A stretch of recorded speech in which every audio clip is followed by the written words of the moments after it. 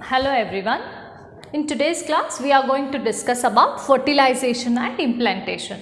So in the very first class we have discussed different phases of reproduction. So the first phase being gamete formation, and the next one is insemination, and the third one is fertilization. So the previous classes we have learned how the male gamete is formed, how the female gamete is formed, and after insemination fertilization takes place. Fertilization means the fusion of male gamete and the female gamete. The process of fusion of male gamete with the female gamete is called as fertilization. So when the semen is transferred, the sperm enters through vagina. This is the female reproductive structure. So when the sperm comes in the vagina through cervix, it enters the uterus. Okay. Once it enters the uterus, okay, there are millions of sperms which enter the vagina, but only few, that is about 50 to 100 sperms enter the fallopian tube. Okay. Out of million sperms, only 50 to 100 sperms are able to enter the fallopian tube, and at the speed of 1 to 4 millimeter per minute. Once the sperm enters in the uterus, the capacitation process takes place. Capacitation, this is very important. Okay, that means a sperm attains functional maturity in the female reproductive tract.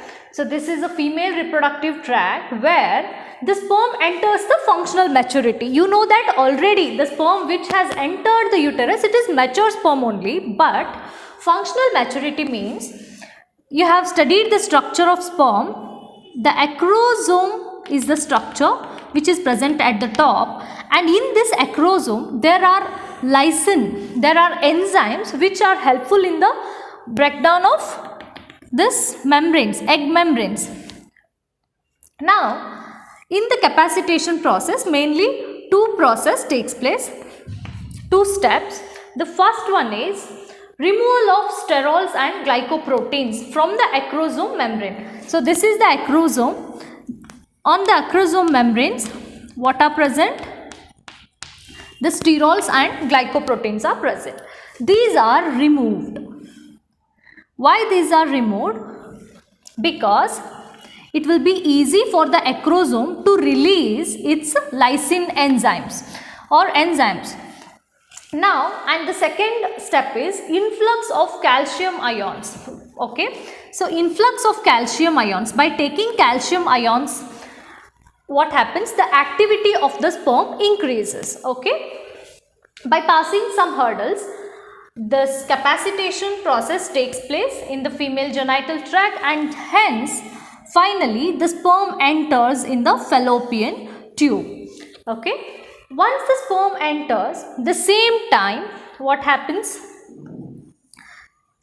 And remember, all the coitus or the sexual intercourse will not lead to the pregnancy or will not lead to the fertilization, because the ovary, in the ovary, the mature Graafian follicle should rupture and release the ovum at the same time.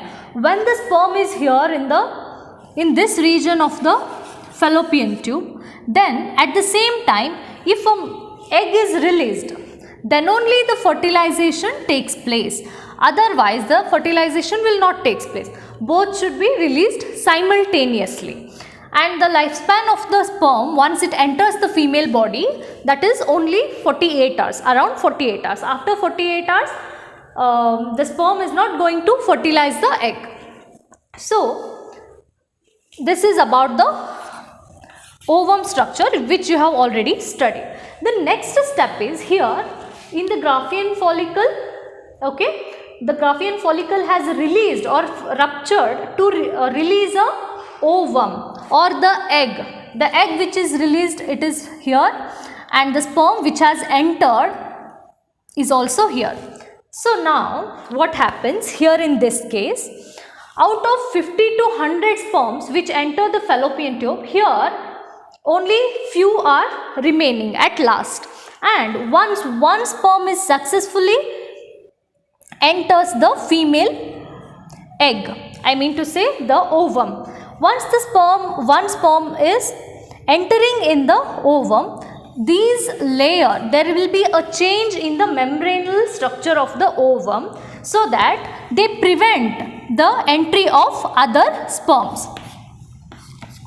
Okay, and once it is, the acrosomal enzymes are helpful in the degradation or the breakdown of the membrane of the ovum, and once the sperm enters the egg or enters the ovum, then the fusion of male nuclei, or I mean to say sperm nuclei, and the ovum nuclei takes place. Once it takes place, see, in the first step the egg is there, in the second step the one sperm has entered the ovum, and here in this case the fusion of male and female gamete, I mean to say the nucleus, you need to remember the male nuclei is also haploid and the female nuclei is also haploid. So obviously when the zygote is formed after fertilization, the male gamete and female gamete, the fusion of male gamete and the female gamete forms a diploid zygote. Always remember, the gametes are haploid and the zygote which is formed after the fusion of haploid, n plus n. So the diploid zygote is formed, and once the zygote is formed here, what happens here? And always remember, the fallopian tube is the site of fertilization. Site of fertilization. So here what happens? The release of egg takes place, and then already the sperm has entered the fallopian tube, and once the sperm is successfully dissolves or breaks open the membranes of the egg and successfully enters in the ovum. Once it enters in the ovum, then haploid nuclei of the female gamete and the male gamete fuses. Once it fuses, the diploid nucleus, which again divides and redivides, but remember, these divisions are mitotic divisions, because once the zygote is formed, whatever the divisions takes place after the fertilization, it is mitotic division. I have told you what is mitotic division and what is meiotic division. So in the mitotic division, the number of chromosomes will not be altered, right? So the chromosome number is maintained, the diploid number is maintained throughout. Zygote is dividing and redividing, and hence the 2 to 4, 4 to 8 and 8 to 16 cell, the structure is called as morula, and the morula again divides and redivides to form a blastocyst cavity, and some cells are aggregated towards this side, and this is called as blastocyst, and this again moves towards the uterus. Once it comes to the uterus, then the next step is implantation. Implantation means the attachment of embryo in the endometrium, or the attachment of embryo, that is blastula stage.